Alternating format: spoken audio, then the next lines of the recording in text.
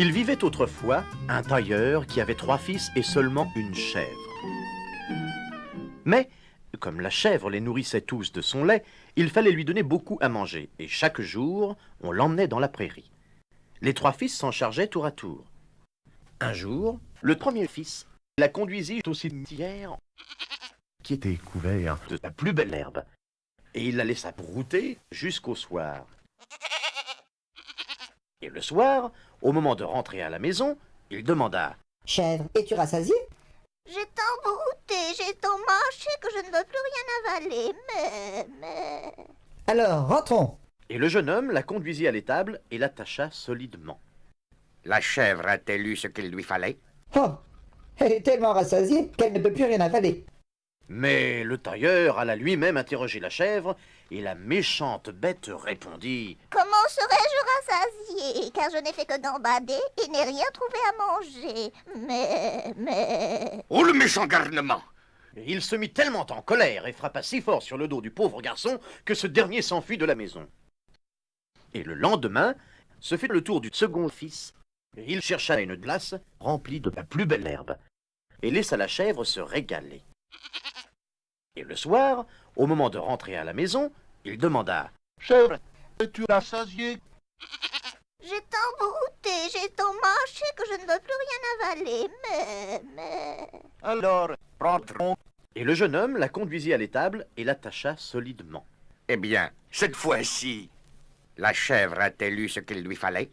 Oh, elle est tellement rassasiée qu'elle ne peut plus rien avaler. Mais le tailleur alla lui-même interroger la chèvre, et la méchante bête répondit « Comment serais-je rassasiée, car je n'ai fait que gambader et n'ai rien trouvé à manger, mais... » Oh, le garnement!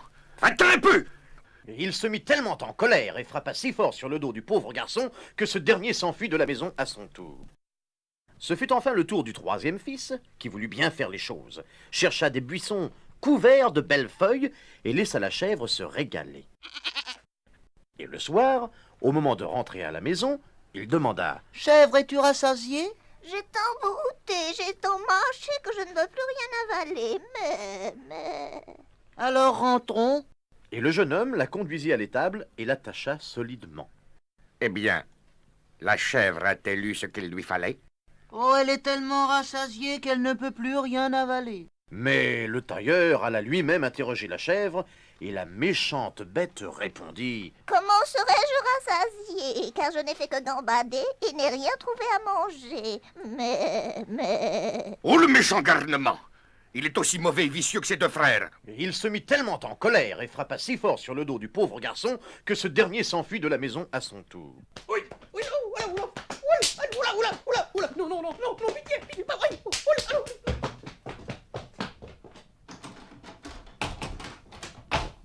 Le vieux tailleur se trouva donc seul avec sa chèvre. Et le lendemain, il descendit à l'étable, caressa la chèvre et lui dit « Viens, ma brave petite bête, je vais t'amener moi-même au pâturage. » Mais... Il saisit son licol et la conduisit jusqu'à des haies vertes et savoureuses que la chèvre se mit à brouter avidement. Tu vas pouvoir manger à ta faim. Et il la laissa paître jusqu'au soir. Puis il lui demanda « Chèvre, es-tu rassasiée? » Oh, j'ai tant brouté, j'ai tant mâché que je ne peux plus rien avaler, mais... Alors rentrons. Et le tailleur la conduisit à l'étable et l'attacha solidement. Et au moment de s'en aller, se retourna une dernière fois et dit « Cette fois-ci, es-tu rassasiée? » Comment serais-je rassasiée, car je n'ai fait que gambader et n'ai rien trouvé à manger, mais... Lorsque le tailleur entendit ces mots, il s'aperçut à sa grande stupéfaction qu'il avait chassé ses 3 fils sans motif. « Attends un peu, ingrate créature, te flanquer à la porte, ce est trop peu. » Il attrapa son rasoir et lui rasa la tête. Puis il attrapa son fouet et lui flanqua une telle volée qu'elle s'enfuit en faisant de grands bonds. Le tailleur resta tout seul dans sa maison. Il était triste et il aurait bien voulu revoir ses fils, mais personne ne savait où ils étaient allés. Le plus vieux s'était embauché comme apprenti chez un menuisier.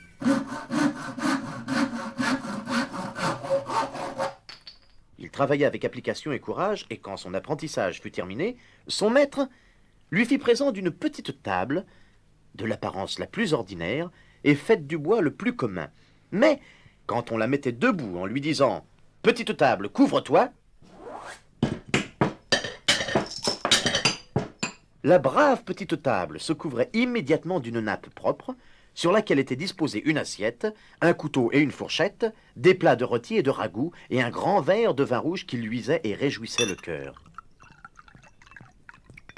Le jeune compagnon pensa « Avec ça, j'ai de quoi vivre tous les jours. » Au bout de quelque temps, il lui vint le désir de retourner chez son père. Il prit donc le chemin du retour, et il arriva un soir dans une auberge qui était pleine de clients. Ils lui souhaitèrent la bienvenue et l'invitèrent à se joindre à eux et à partager leur repas, bien qu'il n'y ait pas grand-chose à manger. Non, je ne veux pas vous retirer le pain de la bouche, soyez plutôt mes invités. Il disposa sa petite table de bois au milieu de la pièce et dit « Petite table, couvre-toi !»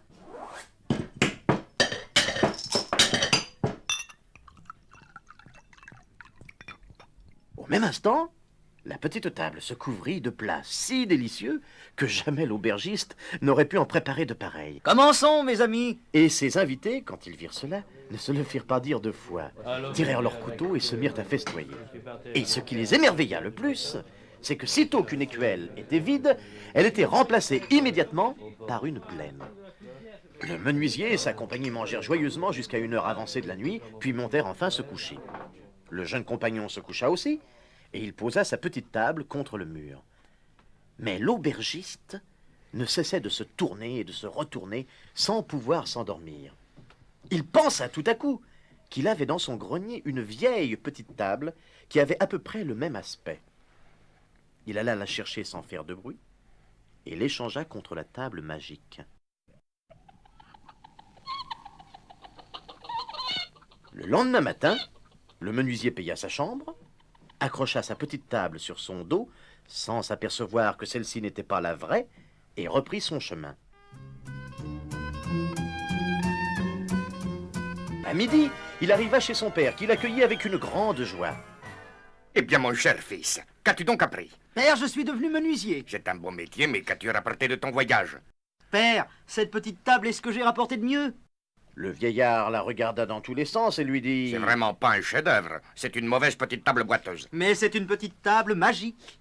Invite tous les parents et tous les amis à venir se rafraîchir et à se réconforter. Et la petite table les rassasiera tous.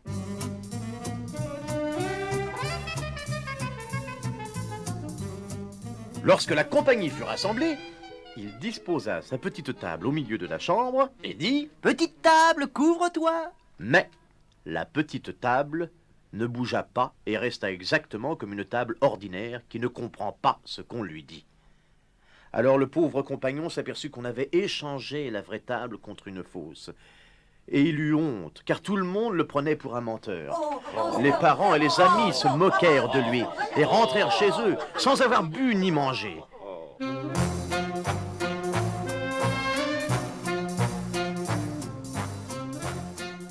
Le second fils était arrivé chez un meunier qu'il avait pris en apprentissage.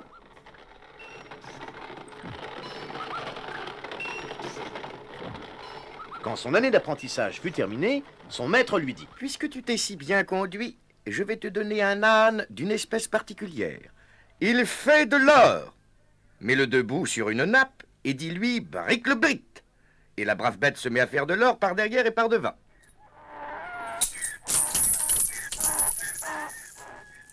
Belle affaire. » Et le compagnon remercia son maître et partit. Je devrais retourner voir mon père. Si j'arrive avec l'âne qui fait de l'or, il oubliera sa colère et me reprendra de bon cœur. Par un étrange hasard, il vint à passer la nuit dans l'auberge où son frère avait été dépouillé de sa petite table. Il tenait son âne par la bride, et l'hôte voulut le prendre et l'attacher dans l'étable. Mais le jeune compagnon lui dit « Ne vous donnez pas cette peine, je le conduirai moi-même, mon âne, à l'étable. » L'hôte s'étonna, et il se dit qu'un jeune homme qui s'occupe lui-même de son âne ne devait pas avoir grand-chose à dépenser. Après le repas, le compagnon demanda ce qu'il devait. L'hôtelier lui fit une note d'apothicaire et lui demanda 2 pièces d'or. Le compagnon fouilla dans sa poche, mais il ne lui restait plus d'or. Attendez un instant, monsieur l'aubergiste, faut que j'aille en chercher d'autres. Et il sortit en prenant la nappe. L'hôtelier, qui ne comprenait pas ce que cela voulait dire, se glissa derrière lui plein de curiosité, et comme son client avait refermé la porte de l'étable, il regarda par un trou du bois. il vit le jeune homme étendre la nappe sous l'âne et l'entendit crier « Bric-le-brit !» Par les mille au diable, voilà des ducats bien vite frappés. Une bête comme ça, c'est pas une mauvaise affaire. Le compagnon meunier paya sa note et alla se coucher. Mais pendant la nuit, l'aubergiste se glissa dans l'étable, détacha le maître monnayeur et mit un autre âne à sa place. Le lendemain, de bon matin, le compagnon partit avec l'âne en pensant que c'était le bon.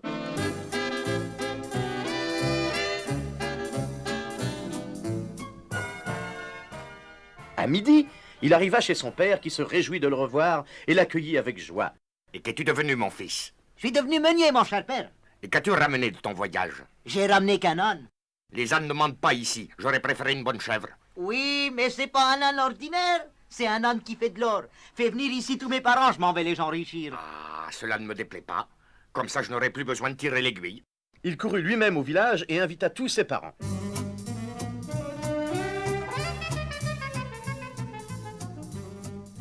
Aussitôt qu'ils furent rassemblés, le meunier les fit mettre en rond, étendit la nappe par terre et fit entrer l'âne dans la pièce. Faites tous attention. Bric-le-brit. Mais ce qui tomba, ce n'était pas des pièces d'or.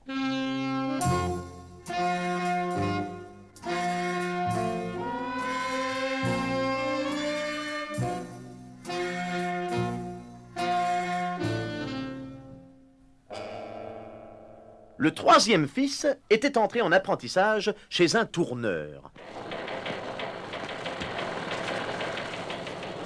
Mais ses frères lui racontèrent dans une lettre les malheurs qui leur étaient arrivés et comment l'hôtelier les avait dépouillés de leurs objets magiques. Quand le tourneur eut fini son apprentissage et qu'il fut temps de partir, son maître, en récompense de sa bonne conduite, lui fit présent d'un sac et lui dit « Dans ce sac, il y a un gourdin. Le sac me sera utile, mais à quoi me servira le gourdin sinon à l'alourdir? Je vais te le dire. Si quelqu'un cherche à te nuire, tu n'as qu'à crier « Gourdin, sors du sac !» Il sautera parmi les méchants et leur mènera sur le dos une si joyeuse danse qu'ils ne pourront plus remuer de 8 jours. Il ne s'arrêtera que lorsque tu lui diras « Gourdin, rentre dans le sac !» Le jeune homme passa la nuit dans l'auberge où ses frères avaient été dépouillés. Il posa son baluchon devant lui sur la table et commença à parler de tout ce qu'il avait vu de remarquable dans le monde. Oui, on peut bien sûr trouver une petite table couvre-toi, un âne qui fait de l'or, etc. Tout cela est très bien, mais c'est rien à côté du trésor que j'ai découvert et que je ramène dans mon sac. L'aubergiste dressa l'oreille. Qu'est-ce que cela peut bien être? Lorsque ce fut l'heure de se coucher, le compagnon tourneur s'étendit sur un banc et glissa son sac sous sa tête, en guise d'oreiller. L'aubergiste, lorsqu'il pensa que son client dormait d'un profond sommeil, s'approcha à pas de loup et tira prudemment sur le sac en espérant le remplacer par un autre. Mais le tourneur ne dormait pas et l'attendait. Gourdin, sort du sac! Aussitôt, le gourdin jaillit et commença à donner à l'aubergiste un échantillon de son savoir-faire. Si tu ne rends pas la petite table et l'âne qui fait de l'or, le gourdin va recommencer. Oh non! Oh, je te l'ai rentré de bon cœur. Si tu fais rentrer ce diable dans ton sac.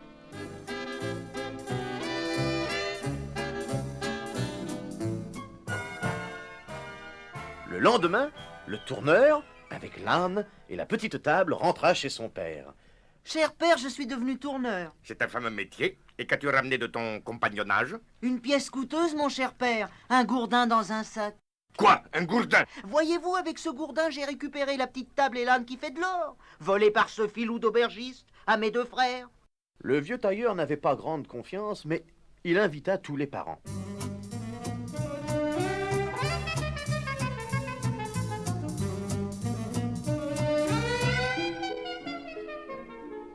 Alors le tourneur étendit une nappe sur le sol, fit venir l'âne et dit à son frère « Maintenant, mon cher frère, parle-lui. » Le meunier dit « Bric-le-brit !» Et au même instant, les pièces d'or se mirent à pleuvoir sur la nappe. Puis le tourneur alla chercher la petite table et dit au menuisier « Maintenant, mon cher frère, parle-lui. » Et à peine le menuisier avait-il dit « Petite table, couvre-toi » que la petite table se garnit d'une nappe et de plats au fumet délicieux. Ce fut un repas. comme jamais ils n'en avaient encore fait dans la maison du vieux tailleur.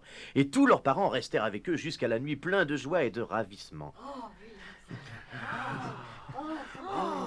Le tailleur enferma son aiguille et son fil, son aune et son fer à repasser dans une armoire et vécut avec ses 3 fils dans la joie et l'abondance.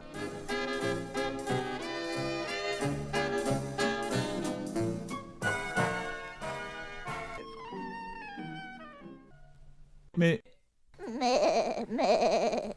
Qu'est devenue la chèvre qui était cause que le tailleur avait chassé ses 3 fils de chez lui? Comme elle était honteuse de sa tête rasée, elle courut se cacher dans un terrier de renard. Le renard, en rentrant chez lui, aperçut dans l'obscurité 2 grands yeux qui étincelaient comme des charbons ardents. La peur le prit et il s'enfuit. L'ours qui le rencontra, voyant son trouble, lui dit « Qu'y a-t-il donc, frère renard? D'où te vient cet air effaré? » « Il y a au fond de mon terrier un monstre épouvantable qui m'a regardé avec des yeux enflammés. » « Nous l'aurons bientôt chassé. » dit l'ours. Et il alla aussi regarder au fond du terrier. Mais quand il eut vu ces terribles yeux, la peur le gagna aussi, et pour éviter d'avoir affaire au monstre, il s'enfuit au plus vite. L'abeille le rencontra, et s'apercevant qu'il n'avait pas l'air trop rassuré dans sa peau, elle lui dit « Oui, compère, tu fais bien triste de mine. Qu'est devenu cette gaieté ?» Mais il y a dans le terrier du renard un monstre au regard terrible que nous ne pouvons faire déloger. » Tu me fais pitié. Je ne suis qu'une faible créature que tu ne daignes pas regarder sur ton chemin. Mais non, je crois que je pourrais être utile. Elle vola dans le terrier, se posa sur la tête rasée de la chèvre et la piqua si fortement que la bique ne put s'empêcher de crier et de s'élancer dans les bois comme une frénétique. Mais depuis ce temps-là, personne ne sait ce qu'elle est devenue.